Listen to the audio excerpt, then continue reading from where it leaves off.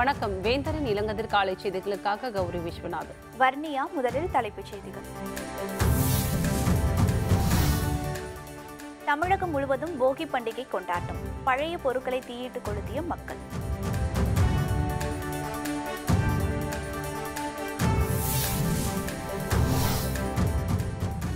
கோடநாடு கொலை கொள்ளை வழக்கு.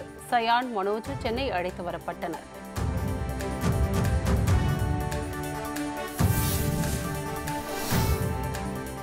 சபரிமலையில் இன்று மகர ஜோதி தரிசனம். பாதுகாப்பு ஏற்பாடுகள் தீவிரம்.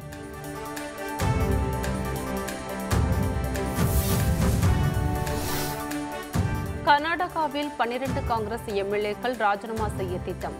குமாரசாமி தலைமையிலான கூட்டணி ஆட்சிக்கு ஆபத்து. போகி பண்டிகையை ஒட்டி தமிழகம் முழுவதும் அதிகாலையிலே பொதுமக்கள் பழைய பொருட்களை தீயிட்டு கொளுத்தி உற்சாகமாக கொண்டாடினர். பழையன கழிந்து புதியன புகவிடும் நாளாக போகி திருநாள் கருதப்படுகிறது. வீட்டில் மட்டுமல்ல, மனதில் இருக்கும் தீய எண்ணங்களையும் தவறான எண்ணங்களையும் நீக்க வேண்டும் என்பது இதன் கருத்தாக உள்ளது. இதனை வலியுறுத்தும் வகையிலும் தை திருநாளை வரவேற்கும் வகையிலும் இன்று அதிகாலையிலே பொதுமக்கள் தங்கள் வீடுகளில் உள்ள பழைய பொருட்களை தீயிட்டு கொளுத்தி உற்சாகமாக கொண்டாடினர். சென்னையின் பல்வேறு இடங்களில் பொதுமக்கள் பழைய பொருட்களை எரித்ததால் புகைமூட்டம் ஏற்பட்டுள்ளது. இதனால் வாகன ஓட்டிகள் பெரிதும் அவதியடைந்தனர். நம்ம பாரம்பரியமாக இது கொண்டாடுறோம். பழசெல்லாம் போயிட்டு புதுசு வரணும் அப்படின்னு சொல்லிட்டு கொண்டாடுறோம். இன்னும் பொல்யூஷன் இல்லாமல் லப்பரு டயரு இது இல்லாமல் அந்த சாஸ்திரத்துக்கு வழிமுறையாக வரணும்னு சொல்லிட்டு காட்டன் துணிங்க நம்ம யூஸ் பண்ணது அந்த கோணி அதை தான் கொளுத்தணும் எல்லாரும். நம்ம போட்டுது பசங்கள், நம்ம பெரியாள் போடக்கூடாது. பசங்களை கூட்டிகிட்டு இந்த மாதிரி போடணும்மா, இந்த மாதிரி நல்லது, இந்த மாதிரி இது நம்ம சொல்லி கொடுத்தா பசங்களுக்கு ஒரு சம்பிரதாயமாக தெரியும். பசங்களும் கற்றுக்குவாங்க. போன போது அது அவர் பசங்களுக்கு சொல்லி கொடுத்துவாங்க. இதெல்லாம் நல்லது, போகி போட்டு தான் நல்லதுன்னு சொல்லுவோம். இன்னும் வருஷம் போகி கொளுத்துவோம். ஏன்னா வீட்டில் இருக்கிற வீடை பரிகாரம் எல்லாம் வெளியில் போட்டுன்னு புதிய பூதலும் பழைய கழிதலும் அந்த சம்பிரதாயத்துக்காக இந்த போகி கொளுத்துறோம். இதனிடையே சுற்றுச்சூழலை மாசுபடுத்தும் பொருட்களை எரிப்பதை தடுக்க சென்னையில் மாசு கட்டுப்பாட்டு வாரிய அதிகாரிகள் 30 குழுக்களாக பிரிந்து விடிய விடிய ரோந்து பணியில் ஈடுபட்டனர். இந்த போகி பண்டிகை முன்னிட்டு டயர், ரப்பர் போன்ற பொருட்களை எரிக்காத வண்ணம் தமிழ்நாடு மாசு கட்டுப்பாடு வாரியம் 15 மண்டலங்களுக்கும் 30 டீம் அமைத்து அதை கண்காணிக்கும் பொருட்டு 5 டீம், சென்ட்ரல் ஆஃபீஸில் ஒரு டீம், மொத்தம் 36 டீம் அமைத்து கண்காணிக்க உள்ளோம். காற்றின் தரம் நாங்கள் மானிட்டர் பண்ணுறோம். 15 ஸ்டேஷன்லேயும் ஏர் குவாலிட்டி ஸ்டேஷனை நான் கண்காணிக்கிறோம். அதோட தொடர்ச்சியாக இதை மானிட்டரிங் ரோந்து போடுங்கிறது இன்னும் ஒரு எஃபெக்டாக இருக்கும். அதுக்காக பண்ணுறோம். இதனிடையே திருவள்ளூரில் போகி பண்டிகை வழக்கமான உற்சாகத்துடன் கொண்டாடப்பட்டு வருகிறது.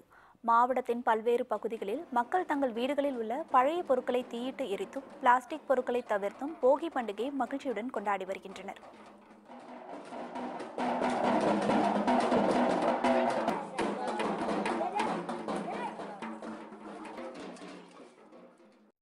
கோடநாடு கொலை வழக்கு தொடர்பாக தில்லியில் நேற்று கைது செய்யப்பட்ட சயான், மனோஜ் ஆகிய இருவரையும் தனிப்படை காவல்துறையினர் விமானம் மூலம் இன்று அதிகாலை சென்னை அழைத்து வந்தனர். கோடநாடு கொலை கொள்ளை பற்றி வீடியோ வெளியிட்ட தெஹல்கா முன்னாள் ஆசிரியர் மேத்யூஸ் மற்றும் ஆவணப்படத்தில் பேட்டியளித்த சயான், மனோஜ் ஆகியோர் மீது தனிப்படை காவல்துறையினர் வழக்கு பதிவு செய்தனர். இதனைத் தொடர்ந்து மேத்யூஸ், சயான், மனோஜ் ஆகியோரை கைது செய்து தனிப்படை காவல்துறையினர் நேற்று தில்லி விரைந்தனர். அப்போது சயான் மற்றும் மனோஜை காவல்துறையினர் கைது செய்தனர். இந்நிலையில் அவர்கள் இருவரையும் தனிப்படை காவல்துறையினர் விமானம் மூலம் இன்று அதிகாலை சென்னை அழைத்து வந்தனர். அவர்கள் இருவரையும் சென்னை எழும்பூரில் உள்ள மத்திய குற்றப்பிரிவு நீதிபதி வீட்டில் ஆஜர்படுத்தி பின்னர் புழல் சிறையில் அடைக்க காவல்துறையினர் திட்டமிட்டுள்ளதாக தகவல்கள் தெரிவிக்கின்றன. சபரிமலையில் இன்று மகர ஜோதி தரிசனம் இன்று நடைபெற உள்ளது. இதன் காரணமாக ஆயிரக்கணக்கான போலீசார் பாதுகாப்பு பணியில் ஈடுபடுத்தப்பட்டுள்ளனர். மகர விளக்கு பூஜைக்காக சபரிமலை ஐயப்பன் கோவில் நடை கடந்த மாதம் 30ஆம் தேதி திறக்கப்பட்டது. விழாவின் முக்கிய நிகழ்வாக மகர ஜோதி தரிசனம் இன்று நடைபெறுகிறது. ஐயப்பனுக்கு தீபாவரணம் அணிவிக்கப்பட்டு தீபாரதனை காட்டப்படும் போது பொன்னம்பலம் மேட்டில் ஜோதி தரிசனம் தெரியும். மகர ஜோதியை தரிசனம் செய்ய லட்சக்கணக்கான பக்தர்கள் சபரிமலையில் குவிந்த வண்ணம் உள்ளனர். இதன் காரணமாக பாதுகாப்பு பணியில் ரிசர்வ் போலீஸ் படையினர் உட்பட 6000க்கும் அதிகமான போலீசார் ஈடுபடுத்தப்பட்டுள்ளனர். மகரஜோதியை தரிசனம் செய்ய சன்னிதானம், பாண்டித்தாவலம், பம்பை மற்றும் மகரஜோதி தென்படும் இடங்களில் எல்லாம் சிறப்பு ஏற்பாடுகள் செய்யப்பட்டுள்ளன. மகரவிளக்கு பூஜைகள் முடிந்து வரும் 20ஆம் தேதி கோவில் நடை அடைக்கப்படுகிறது. கர்நாடகாவில் காங்கிரஸ் எம்எல்ஏக்கள் 12 பேர் வரும் 16ஆம் தேதி ராஜினாமா செய்துவிட்டு பாரதிய ஜனதாவில் சேரப்போவதாக தகவல்கள் வெளியாகியுள்ளது. இதனால் முதல்வர் குமாரசாமி தலைமையிலான கூட்டணி ஆட்சிக்கு ஆபத்து ஏற்பட்டுள்ளது. கர்நாடகத்தில் மதசார்பற்ற ஜனதா தளம் காங்கிரஸ் கூட்டணி அமைத்து ஆட்சியை பிடித்தது. முதல்வராக குமாரசாமியும் துணை முதல்வராக காங்கிரஸ் கட்சியைச் சேர்ந்த பரமேஸ்வரும் இணைந்து வருகின்றனர். இதனிடையே அமைச்சர் பதவி கிடைக்காமல் அதிருப்தியில் உள்ள காங்கிரஸ் எம்எல்ஏக்கள் 12 பேர் வரும் 16ஆம் தேதி தங்களது பதவியை ராஜினாமா செய்துவிட்டு பாரதிய ஜனதாவில் சேர திட்டமிட்டு வருவதாக கூறப்படுகிறது. இதற்காக அவர்கள் டெல்லியில் முகாமிட்டு பாரதிய ஜனதா கட்சி தலைவர்களுடன் தொடர்பில் இருந்து வருவதாகவும் கூறப்படுகிறது. எம்எல்ஏக்கள் ராஜினாமா செய்ய உள்ள விவகாரத்தால் குமாரசாமி தலைமையிலான கூட்டணி ஆட்சிக்கு ஆபத்து ஏற்பட்டுள்ளது. பொது பிரிவினருக்கான 10% இடஒதுக்கீடு குஜராத் மாநிலத்தில் இன்று முதல் அமல்படுத்தப்படுகிறது. பொது பிரிவினரில் பொருளாதாரத்தில் பின்தங்கிய நிலையில் உள்ளவர்களுக்கு கல்வி வேலைவாய்ப்பில் 10% இடஒதுக்கீடு அளிக்கும் மசோதா நாடாளுமன்றத்தின் இரு அவைகளிலும் கடந்த வாரம் நிறைவேறியது. இந்த மசோதாவிற்கு குடியரசுத் தலைவர் ராம்நாத் கோவிந்த் ஒப்புதல் அளித்தார். இதற்கான இந்திய அரசின் அரசிதழ் அறிவிக்கையும் வெளியானது. இதன் மூலம் நாடு முழுவதும் நேற்றிலிருந்து இந்த சட்டம் நடைமுறைக்கு வந்தது. இந்த நிலையில் 10% இடஒதுக்கீடு குஜராத் மாநிலத்தில் இன்று முதல் அமல்படுத்தப்பட்டது என அம்மாநில முதல்வர் விஜய் ரூபானி அறிவித்தார். இதன் மூலம் இந்த சட்டத்தை முதன்முதலாக நடைமுறைப்படுத்தும் மாநிலம் என்ற சிறப்பை குஜராத் பெற்றுள்ளது. மத்திய ஆசிய நாடுகளின் 2வது மாநாடு அடுத்த ஆண்டு இந்தியாவில் நடைபெறும் என மத்திய வெளியுறவுத்துறை அமைச்சர் சுஷ்மா ஸ்வராஜ் தெரிவித்துள்ளார். India, Uzbekistan, Kazakhstan, Tajikistan, Kyrgyzstan மற்றும் ஆப்கானிஸ்தான் நாடுகளின் வெளியுறவுத்துறை அமைச்சர்கள் பங்கேற்ற மத்திய ஆசிய நாடுகளின் மாநாடு உஸ்பெகிஸ்தான் நாட்டில் நடைபெற்றது. மாநாட்டில் கலந்து கொண்டு பேசிய சுஷ்மா ஸ்வராஜ், இந்த மாநாட்டில் ஆப்கானிஸ்தானும் பங்கு பெற்றிருப்பது மகிழ்ச்சி அளிப்பதாக தெரிவித்தார். நாட்டில் தொழில் வளர்ச்சி பெருக வேண்டும் என்றால் பயங்கரவாதத்தை எதிர்த்து அனைத்து நாடுகளும் ஒன்றிணைந்து போராட வேண்டும் என்றும் சுஷ்மா ஸ்வராஜ் தெரிவித்தார். I specifically pointed out that no business development, no investment can take place in our country suffering from terrorism. To promote business development in our region, we agreed to fight the scourge of terrorism together.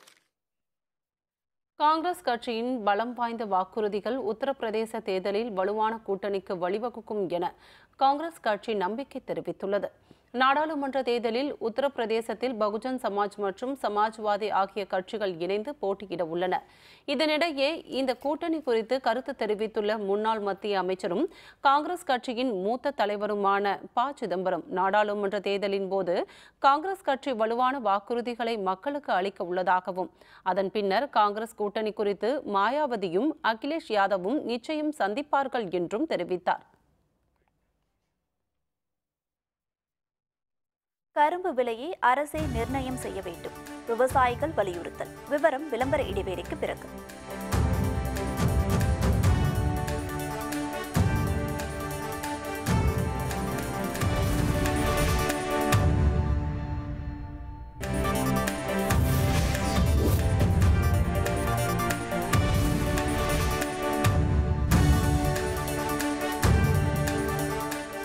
செய்திகள் தொடர்கின்றன. திருவள்ளூரில் புகையில்லா போகி என்ற விழிப்புணர்வு பிரச்சார ஊர்தியை மாவட்ட ஆட்சியர் தொடங்கி வைத்தார். போகி பண்டிகையின் போது பொதுமக்கள் சிலர் தங்களிடம் உள்ள டயர்கள் மற்றும் பிளாஸ்டிக் போன்ற தேவையற்ற பொருட்களை எரித்து சுற்றுச்சூழலுக்கு மாசு ஏற்படுத்தி வருகின்றனர். இதனால் பிளாஸ்டிக் டயர்கள் போன்ற பொருட்களை எரிக்காமல் போகி பண்டிகையை கொண்டாட வேண்டும் என்பதை வலியுறுத்தி மாவட்டம் முழுவதும் ஆட்டோக்களில் ஒலிபெருக்கி மூலம் விழிப்புணர்வு பிரச்சாரம் செய்யப்படுகிறது. இந்த பிரச்சார வாகனத்தை மாவட்ட ஆட்சியர் மகேஸ்வரி ரவிக்குமார் கொடியசைத்து தொடங்கி வைத்தார். அப்போது பேசிய அவர், அரசின் இந்த முயற்சிக்கு பொதுமக்கள் ஒத்துழைப்பு தர வேண்டும் என்று கேட்டுக்கொண்டார். மத்திய மாநில அரசுகளின் முயற்சியால் தான் ஜல்லிக்கட்டு போட்டி நடைபெற்று வருவதாக தமிழக பாரதிய ஜனதா தலைவர் தமிழிசை சவுந்தரராஜன் தெரிவித்துள்ளார்.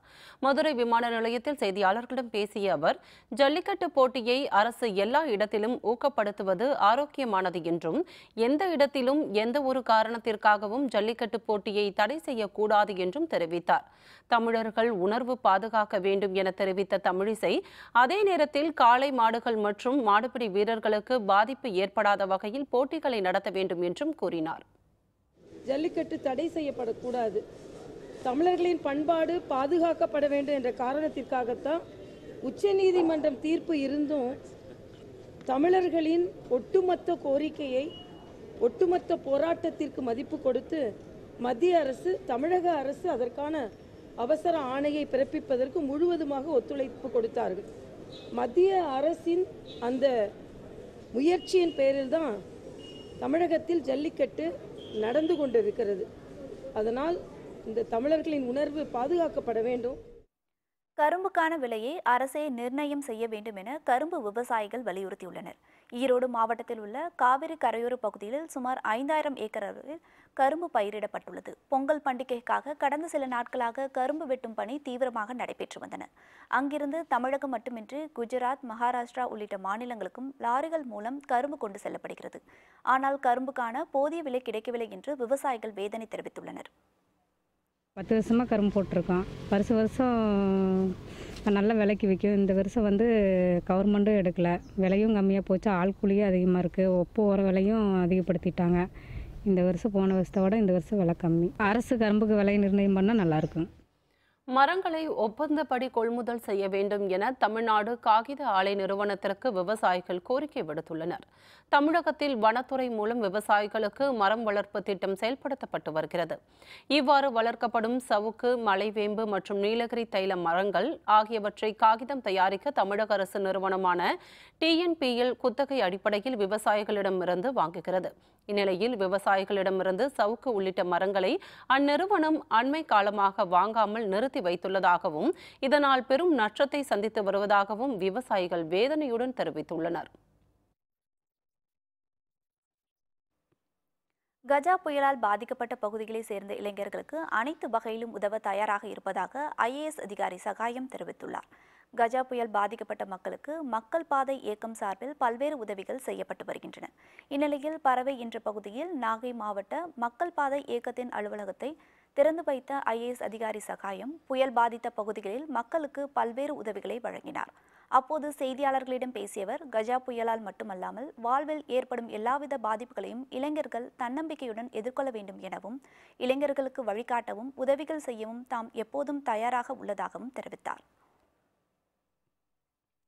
இனி செய்திகளின் தொகுப்பை காணலாம்.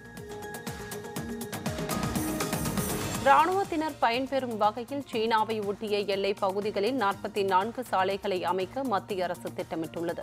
22,000 கோடி ரூபாய் மதிப்பில் காஷ்மீர், ஜம்மு, இமாச்சல பிரதேசம், உத்தரகாண்ட், சிக்கிம், அருணாச்சல பிரதேசம் ஆகிய மாநிலங்களில் இந்த சாலைகள் அமைக்கப்பட உள்ளன. ராஜஸ்தான் முதல் பஞ்சாப் வரை பாகிஸ்தான் எல்லையிலும் 5,400 கோடி ரூபாய் மதிப்பில் 2,100 கிலோமீட்டர் தூரத்திற்கு சாலை அமைக்கவும் திட்டமிடப்பட்டுள்ளது. லடாக் பகுதியில் உலகின் மிகப்பெரிய சோலார் மின் உற்பத்தி மையம் அமைக்க மத்திய அரசு திட்டமிட்டுள்ளது. 5000 மெகாவாட் மின் திறன் கொண்ட சோலார் மின் உற்பத்தி மையத்தை அமைக்க திட்டமிடப்பட்டுள்ளது. தற்போது சீனாவில் உள்ள டேங்கர் பாலைவன சோலார் பூங்காவே உலகின் மிகப்பெரிய சோலார் மின் உற்பத்தி திட்டமாக கருதப்படுகிறது. இதில் 1547 மெகாவாட் மின்சாரம் உற்பத்தி செய்யப்படுகிறது. ராமர் கோவில் விவகாரத்தை தேர்தல் காலத்து ஆயுதமாக பாஜக பயன்படுத்துவதாக சிவசேனா கட்சி தலைவர் உத்தவ் தாக்கரே விமர்சித்துள்ளார். மும்பையில் நடைபெற்ற பொதுக்கூட்டத்தில் பேசிய அவர், அரசியல் பயணத்தில் பிரதமர் மோடி அலையைப் போல் எத்தனையோ அலைகள் சிவசேனா சந்தித்து விட்டதாக தெரிவித்தார். ராமர் கோவில் கட்டுவதை காங்கிரஸ் தடுப்பதாக இந்த மத்திய பாஜக அரசு கூறுவதாக தெரிவித்த உத்தவ் தாக்கரே, அதற்கான தண்டனையை கடந்த 2014ஆம் ஆண்டு மக்களவைத் தேர்தலில் மக்கள் வழங்கிவிட்டதாகவும் தெரிவித்தார். ஜார்க்கண்ட் மாநிலம் தும்கா மாவட்டத்தில் உள்ள சதுவாடா பகுதியில் பாதுகாப்பு படையினர் நடத்திய துப்பாக்கி சூட்டில் நக்சலைட் இயக்கத்தை சேர்ந்த முக்கிய தளபதி கொல்லப்பட்டார். அப்பகுதியில் இருந்து ஏராளமான ஆயுதங்கள், வெடிபொருட்கள் ஆகியவையும் கைப்பற்றப்பட்டன. கொல்லப்பட்ட நக்சல் தளபதி சதேவ் ராய் குறித்து தகவல் தெரிவிப்பவர்களுக்கு 10 லட்சம் ரூபாய் பரிசு தொகை வழங்கப்படும் என காவல்துறை தரப்பில் அறிவிக்கப்பட்டிருந்தது குறிப்பிடத்தக்கது. ஈரோடு மாவட்டம் வில்லரசம்பட்டியில் 11 கோடி ரூபாய் மதிப்பீட்டில் கட்டப்பட்டுள்ள படகு பூங்காவை திறக்க வேண்டும் என பொதுமக்கள் கோரிக்கை விடுத்துள்ளனர். கருவில் பாறை வலசு பகுதியில் 26.65 ஏக்கர் பரப்பளவில் எல்லைப்பாளையம் ஏரி தூர்வாரப்பட்டு படகு சவாரி மையம் பூங்கா அமைக்கப்பட்டது. இந்த பூங்கா கடந்த சில மாதங்களுக்கு முன் காணொலி காட்சி மூலம் திறந்து வைக்கப்பட்டும் இதுவரை பொதுமக்கள் பயன்பாட்டிற்கு விடப்படவில்லை. சுற்றுச்சூழலை பாதுகாக்க வேண்டி திருப்பத்தூரில் நடைபெற்ற மினி மாரத்தான் போட்டியில் ஆயிரக்கணக்கானோர் ஆர்வமுடன் கலந்து கொண்டனர். மரம் வளர்ப்போம், மண் வளத்தை காப்போம் என்பதை வலியுறுத்தி மினி மாரத்தான் போட்டி நடைபெற்றது. மணக்குடியிலிருந்து தொடங்கிய மாரத்தான் சாய்பாபா கோவில் வரை 8 கிலோமீட்டர் வரை நடைபெற்றது. இதில் ஏராளமானோர் ஆர்வமுடன் கலந்து கொண்டனர். சென்னை பல்லாவரம் அடுத்துள்ள பொடிச்சலூர் நேரு நகரில் டாஸ்மாக் கடை அமைக்க எதிர்ப்பு தெரிவித்து பொதுமக்கள் போராட்டத்தில் ஈடுபட்டனர். இந்த பகுதியில் மதுபான கடை அமைந்தால் பள்ளி, கல்லூரி செல்பவர்கள், அலுவலகம் செல்வோர் என அனைத்து தரப்பினரும் பாதிக்கப்படுவார்கள் என பொதுமக்கள் தெரிவித்துள்ளனர். காவல்துறையினரின் சமாதான பேச்சுவார்த்தையை அடுத்து பொதுமக்களின் போராட்டம் கைவிடப்பட்டது.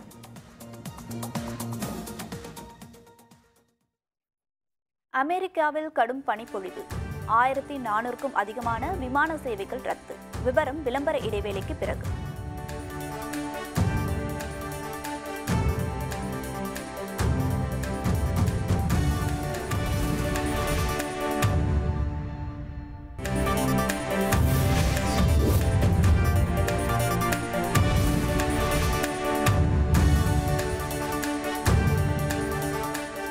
செய்திகள் தொடர்கின்றன. அமெரிக்காவில் நிலவி வரும் கடும் பனிப்பொழிவு காரணமாக 1400க்கும் அதிகமான விமான சேவைகள் ரத்து செய்யப்பட்டுள்ளன. அமெரிக்காவில் கடும் பனிப்பொழிவு நிலவி வருகிறது. இதன் காரணமாக Washington, Saint Louis, Kansas, Indiana police, Denver, Missouri மற்றும் அர்கன்சாஸ் உள்ளிட்ட பகுதிகள் மிக கடுமையாக பாதிக்கப்பட்டுள்ளது. வீடுகள், அலுவலகங்கள், சாலைகள் என எங்கும் பனிப்போர்வை போர்த்தியது போல் காணப்படுகிறது.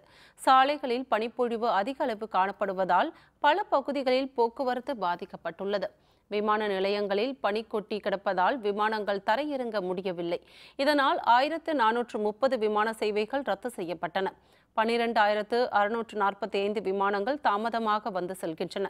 கடும் பனி காரணமாக பொதுமக்களின் இயல்பு வாழ்க்கை பெரிதும் பாதிக்கப்பட்டுள்ளது.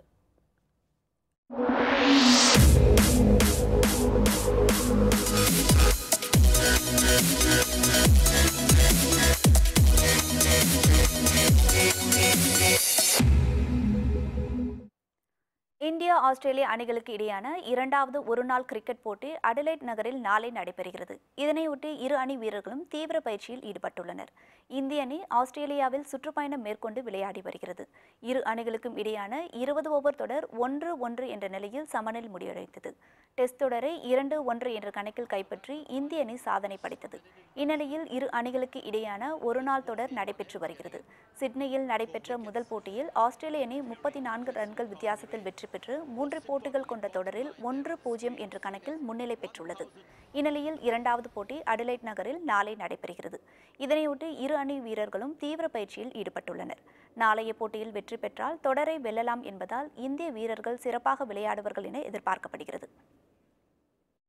திருநெல்வேலியில் நடைபெற்ற தென்னிந்திய அளவிலான மாற்றுத்திறனாளிகள் மற்றும் கல்லூரி மாணவிகளுக்கு இடையேயான கைப்பந்து போட்டியில் எஸ்ஆர்எம் கல்லூரி அணி அபார வெற்றி பெற்றது. பொதுமக்களிடையே புற்றுநோய் குறித்த விழிப்புணர்வு ஏற்படுத்தவும் மாற்றுத்திறனாளிகளை ஊக்குவிக்கும் வகையிலும் கைப்பந்து போட்டி நடைபெற்றது. போட்டியை சரக காவல்துறை துணைத் தலைவர் கபில்குமார் சாரட்கர் தொடங்கி வைத்தார். போட்டியில் தமிழ்நாடு, ஆந்திரா, கேரளா உள்ளிட்ட பல்வேறு மாநிலங்களைச் சேர்ந்தவர்கள் கலந்து கொண்டனர். நேற்று தொடங்கிய இந்த போட்டி வரும் 13ஆம் தேதி வரை நடைபெறுகிறது. இதில் மகளிருக்கான போட்டியில் சென்னை எஸ்ஆர்எம் கல்லூரி அணியும் கேரளா திருச்சூர் அணியும் மோதின. இதில் 25-19 என்ற புள்ளி கணக்கில் எஸ்ஆர்எம் அணி வெற்றி பெற்றது.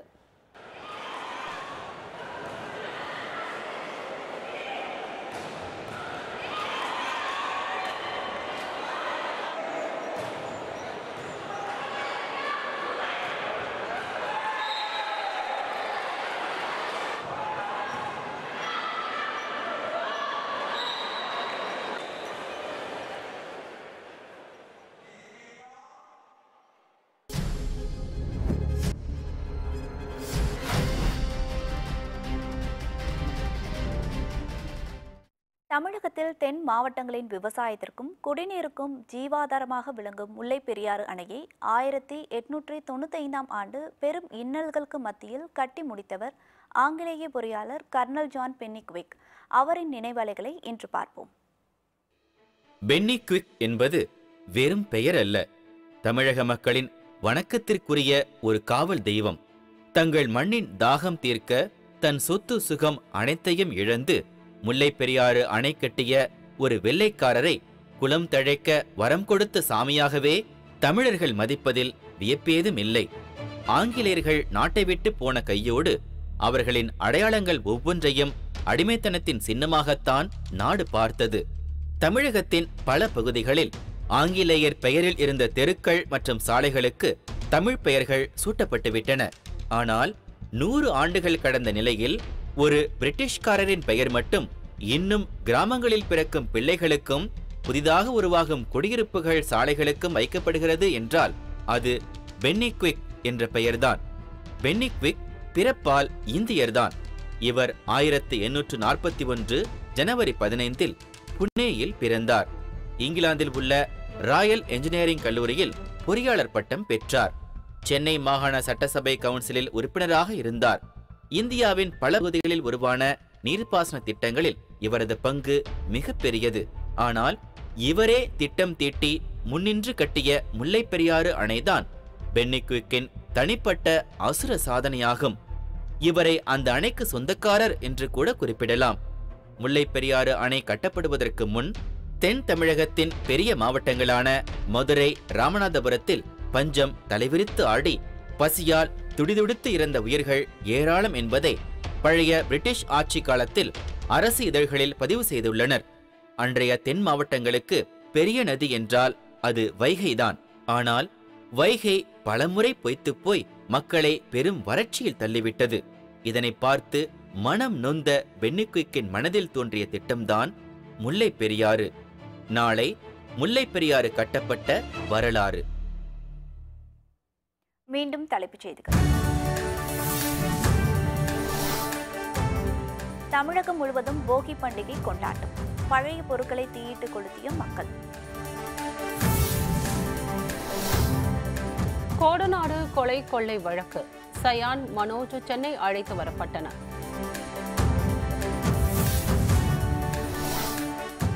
சபரிமலையில் இன்று மகரஜோதி தரிசனம். பாதுகாப்பு ஏற்பாடுகள் தீவிரம்.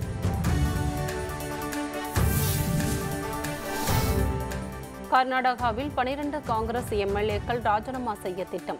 குமாரசாமி தலைமையிலான கூட்டணி ஆட்சிக்கு ஆபத்து.